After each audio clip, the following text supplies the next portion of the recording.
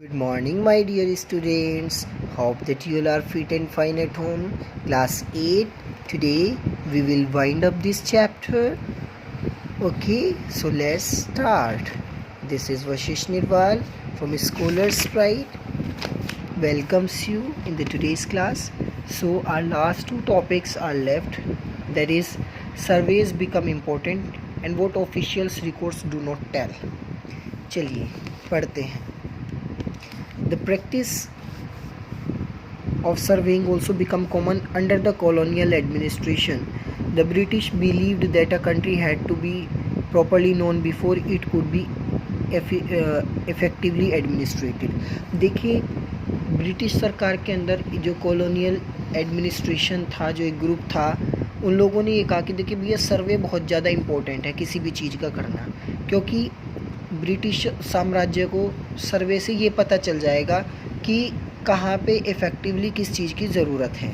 हमारे देश में सर्वे आज भी होते हैं, जनसंख्या का होता है, गांव में हर साल जाते हैं सर्वे करने वाले, तो सर्वे से हमें एक एग्जैक्ट फिगर पता चल जाती है.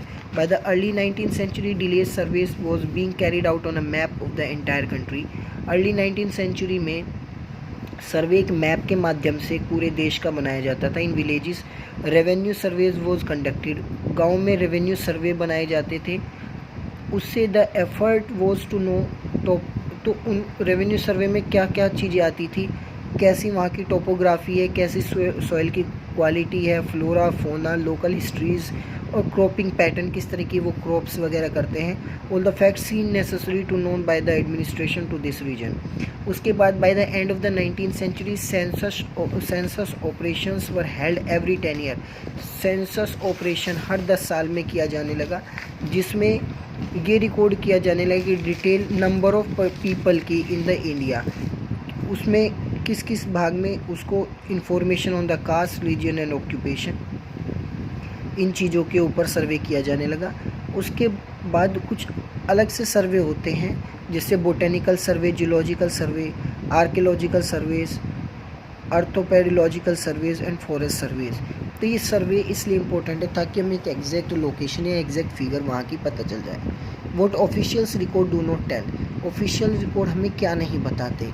Basically from the vast corpus of the record we can get to know a lot, but we must remember that these are official record. They tell us what the official thoughts. देखिए, official record एक हमें official thoughts बताते हैं कि पूरे officials की जो पूरा ग्रुप है उनकी क्या सोच है. दे वर इंटरेस्टेड इन, वो किस चीज़ में इंटरेस्ट है, क्या उनकी विशेज़ है, क्या उनकी प्रॉस्पेरिटीज़ है. These records do not always help us understand what other people in the countries felt and what lay behind their action. उनका कोई तात्पर्य नहीं होता कि देश में लोगों को क्या सोचते हैं, क्या वो एक्शन है, कुछ नहीं. वो सोचते हैं, उन्होंने जो रिकॉर्ड एक बार मेंटेन कर दिया, that is finalised. For that we need to look elsewhere. When we begin to search for these other sources we find in plenty thoughts they more difficult to get a official record. We have diaries of people, account of pilgrims and travelers, autobiographies of important personalities and popular booklets that were sold in the local bazaars. Official records में ये सब चीज़ें इन्होंने add कर दी. देखिए, हमें दूसरे की बायोग्राफ़ी, हमें अपनी बायोग्राफ़ी पता नहीं होता, हम लोगों को दूसरों की बायोग्राफ़ी पढ़ने के लिए बाज़ार में बुक्स अवेलेबल होती है, ट्रैवलर्स या पिलग्रिम्स. हाँ, ये है कि अकाउंट एंड पिलग्रिम्स हमें पता होना चाहिए. As printing spread newspaper were published and issues were डेटेड इन पब्लिक. तो जब प्रिंटिंग प्रेस का आविष्कार हुआ in the mid of 19th century, तो एट दैट टाइम क्या हुआ, न्यूज़पेपर वगैरह पब्लिश किए जाने लगे ताकि लोगों तक डेली न्यूज़ पहुंचाई जा सके. Leaders and reformers wrote to spread their idea. जो लीडर्स हैं या जो रिफॉर्मर्स हैं वो अपने भाव उसमें व्यक्त करने लगे, पोएम के माध्यम से, नॉवेल, इन चीज़ों के माध्यम से.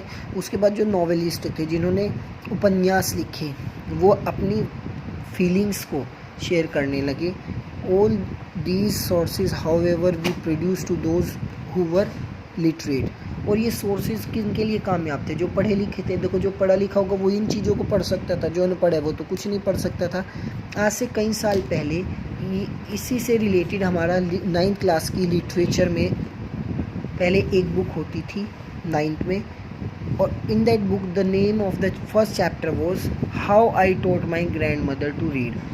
तो वो कहीं ना कहीं चैप्टर इस चीज़ से लिंक करता है, इस लाइन से यहाँ से यहाँ तक। और वो बुक आज तो अब तो नहीं है, now 2 books are there in English, लेकिन इन 2011 और 10 अब 2012 तक वो बुक रही है, ठीक है, जिसका फर्स्ट चैप्टर था how I taught my grand mother to read.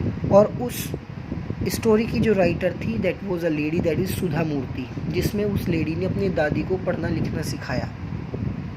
सो कहीं ना कहीं वो इस चीज़ से लिंक करता है कि जो ये मटेरियल था, जो न्यूज़पेपर था या नॉवल थे, वो सब पढ़े लिखे से बिलोंग करते थे। अनपढ़ लोग बेचारा कुछ समझ ही नहीं पाता था।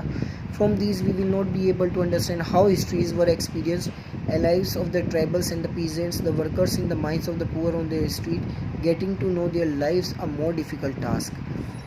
तो कहीं ना कहीं देखिए, दूसरों की जीवन के बारे में जानना, दूसरों के विचारधाराओं को सोचना समझना कहीं ना कहीं हमें बहुत डिफ़िकल्ट टास्क लगता था। Yet this can be done. हाँ, ये हो सकता है if we make a little bit effort, अगर हम थोड़े बहुत एफर्ट्स करें लोगों चीज़ों को जानने के लिए। When you read this book you will see how this can be done. लेकिन जब धीरे धीरे जब हम आगे पढ़ेंगे, at that time we will able to understand why we need this। So my dear student, that's all how today our first chapter of history is over। What you have to do, you have to find out this bookwork। And my dear student, thank you and have a nice day।